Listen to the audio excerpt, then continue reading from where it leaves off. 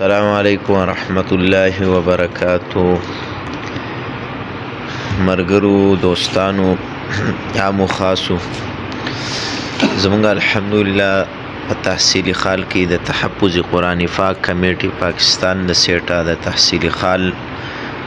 چې دی نو د قرآن محل او د مرګرو د سیټه الحمدلله د مرمت کار چې دی نو دویمه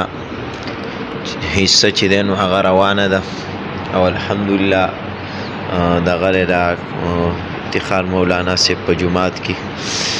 د قاري صاحب محترم باجوړ نه راوستی دی او دا د قرآن مجیدونه چې دی نو دا یې دغه کړه مرمت تقاودي دا به اوس چې دی نو دیو دغه کوي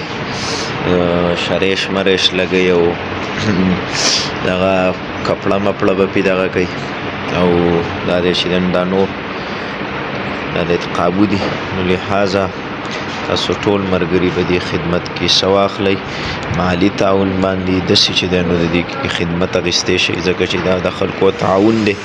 چا چې پکې اخلاص کړی الله دې ترې قبول کړي انشاءالله دا به بې ځای نه ځي د دې خلکو هغه اخلاص به چې دی نو هغه به رنګ راوړي او دا دی چې دی نو تقریبا 200 پورې قرآن مجیدونه انشاءالله الله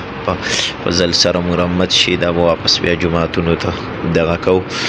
هلته به ږدو چې کوم جومات مدرسه کې ضرورت نو مخیر حضرات پکې اخلاص هم کولی شي تعاون هم کولی شي دلته صفایي هم راتلی شي جزاک الله خیرا.